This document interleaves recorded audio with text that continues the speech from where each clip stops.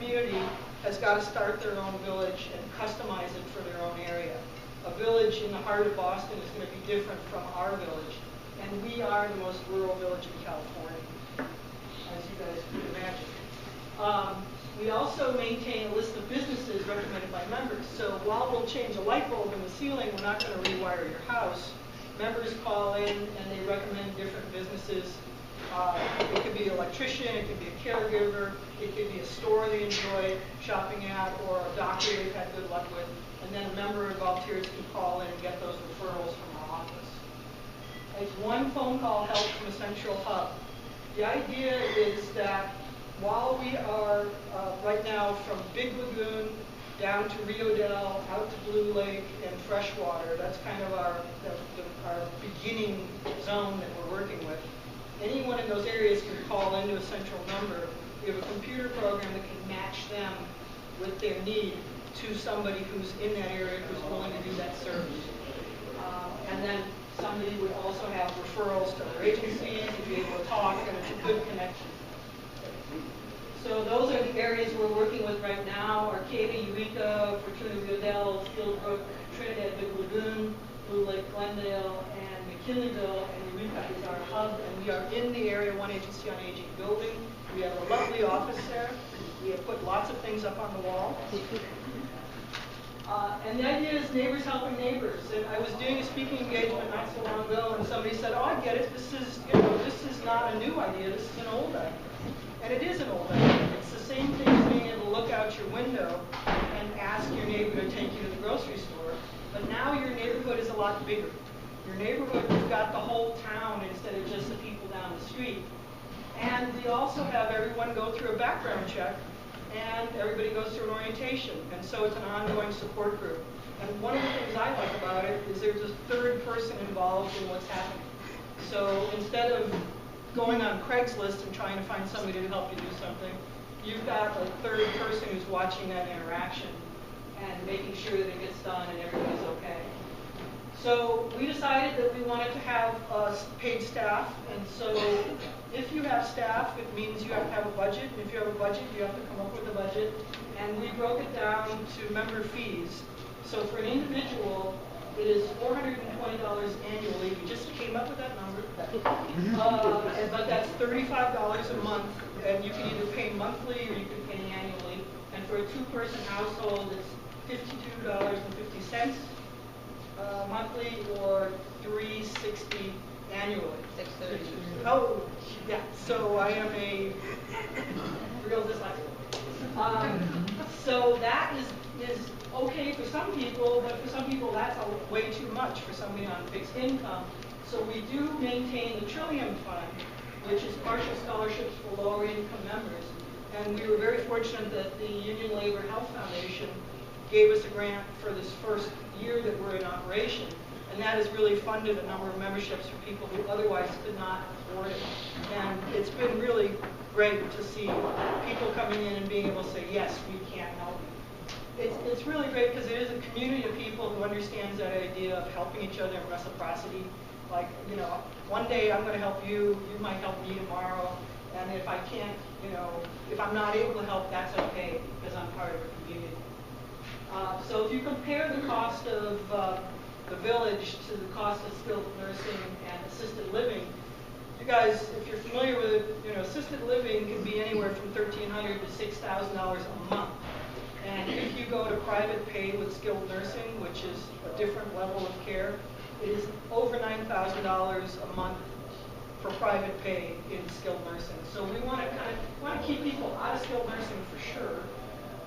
And then assisted living, the way I look at it, I can be a member of the village for 10 years for the cost of 1 month of assisted living. So if I stay out of assisted living for 2 months, I've doubled my investment. So we have expenses. That's why we have to charge membership fees, even though it's primarily a volunteer-run organization. We only have one 20-hour-a-week employee, but we have expenses like any business. We have insurance. We pay for the background checks. We have software to coordinate services, telephone, office expenses, marketing outreach, and staff. And but the good thing about this is by being part of the village, you know, you're continuing a tradition of self-reliance that we have here in Humboldt County. And one of the things that's a really big aspect of the village is it's a really social organization, because as you meet people and help them, you have a whole different kind of connection with each other. So a big part of villages is getting seniors out of isolation. We have the statement that everybody, even as you get older, it's not like you stop having skills and abilities. So you really have a chance to use your skills and abilities to help other people, even if you're just bringing cookies to a meeting.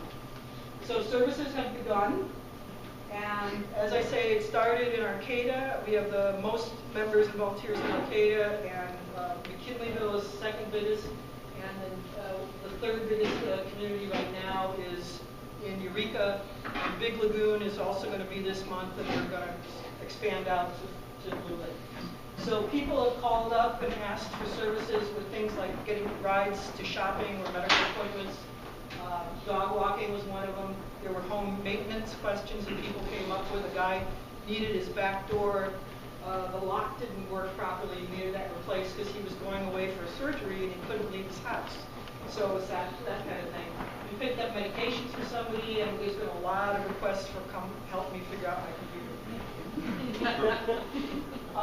So WIAD is a program with the Area 1 Agency on Aging, which is a 501c3 nonprofit. And with A1AA's help, we are becoming an independent nonprofit in 2017, which is this year. So what can you do? Oh, if you want, you can sign up for updates. So there's a list here. I'm just going to hand that over to this table. Please, you're all now ambassadors of the village. There's some information on your table. If anybody needs more information, I'll be glad to give it to you.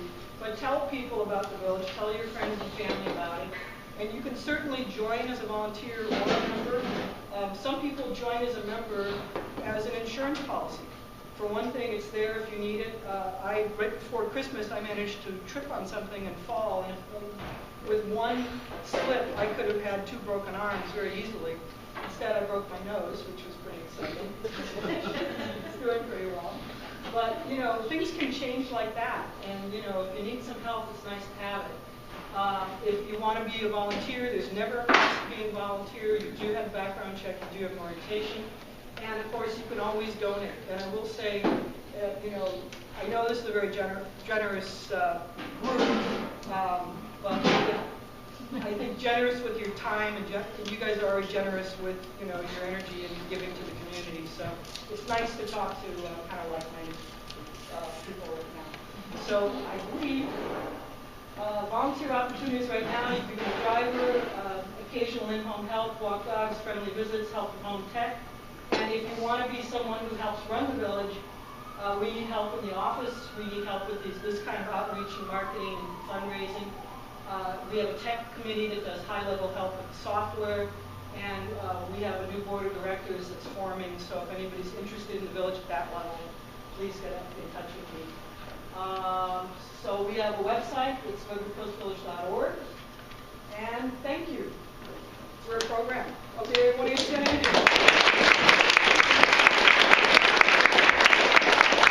So if there's any questions, I'll be happy, and I'm really happy that you sneeze during any of this. So, ma'am? 2 questions. One is, how many people are you currently servicing? And with your current resources, how many can you service? The village is pretty expandable. Villages across the United States go from a low of 40 people to a high of 630 people. So as we get bigger, we would tend to hire more staff. And it's possible if we, you know, eventually we'd like to be all of Humboldt County, but this first year we're starting out kind of around the Humboldt Bay area. And the number of people that we have as members and members are over 70 people. Well, 70 people are fully vetted, and then there's another 25 who are in the pipeline, who are going through the orientation, the background check process. And as volunteers, we have about 40 volunteers who are volunteer only. Just one more thing. If I needed a service, do I have to call every time I want my dog walked, or can I just set them to have somebody come by like every day? We're kind of working on that, and also there is a limitation on the monthly services. So if you're an individual, you can get 6 dog walks a month. unless somebody has a situation where they are going through chemotherapy or need physical therapy, then, you know, we'll work to give you what you need. But, you know, for $35 a month, we're not going to come over and vacuum, you know, your house every day. That's, Do you have to be a senior to get services? the criteria for being a member is age 50 and better.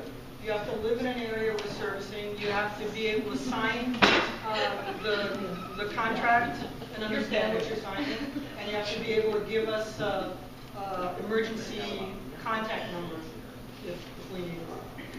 Sir, how can you find out areas that are serviced by these villages? Like if you meet somebody in Ukiah, right. A parent in Ukiah or Santa Rosa or somewhere else, how can you find out if there is that type of service in the area? If you go to our website, there's a little drop-down that is the village-to-village network.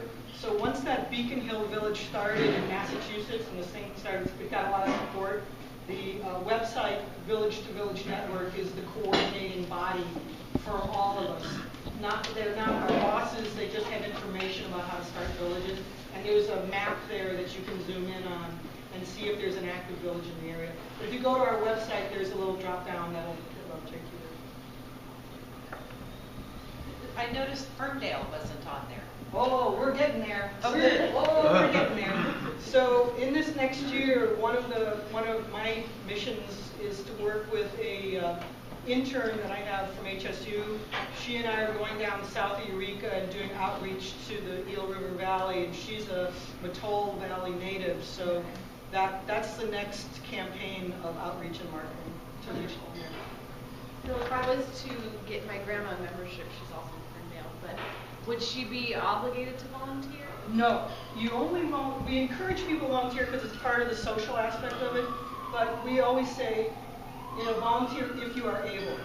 And you shouldn't feel bad if you can't, you know, that's where they're at, but, you know, we want that sense of coming together. And yeah, and I'd love, when we're going to go down to Ferndale, I'll invite, you know, let me talk to you and get her name so we invite her to our speaking engagement. She has questions. Well, I'm in the middle of this conversation. Yeah. Do you have a referral service? Say if I noticed that one of my neighbors was really needing help and I wanted to, could I call you and refer and you would reach out to me? Well, I think if you were to call, we are associated with Area 1, and I think we kind of team up together to try to, if there's somebody who's outside the circle of what the village does, we definitely talk to Area 1, and it's really very much of a helping community. But, you know, it's not like we're going to knock on the door and say, hey, have you heard the good news about Redwood Coast Village? I will say one of the interesting things, we have a woman in Arcata who's 92 years old, very active, but she stopped driving and she's living up by the high school kind of.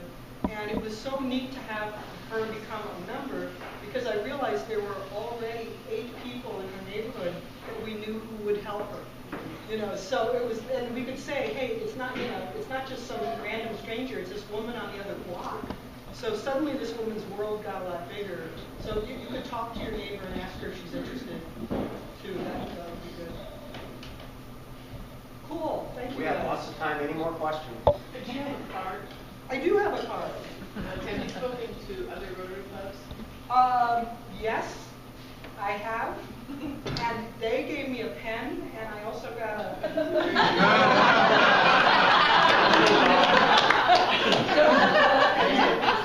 I don't know what this was.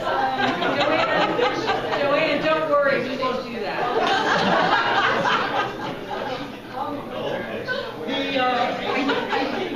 I spoke at the Elks Club. Is that Southwestern? Lunch or breakfast? I think it was a lunch. Monday or Friday. I'm trying to find out if you've spoken I have it written in my notes, but here, yeah, you already got my question. If you got one of these, that was probably our Arcata lunch. Yeah, I did have table lunch here. I got the piece of glass, so which very nice piece of glass. But yeah, if anybody knows any other clubs or groups, we'd love to go out and do a speaking engagement to any club or group that you guys could suggest. And it's been really a journey of outreach. But thank you very much. Appreciate it.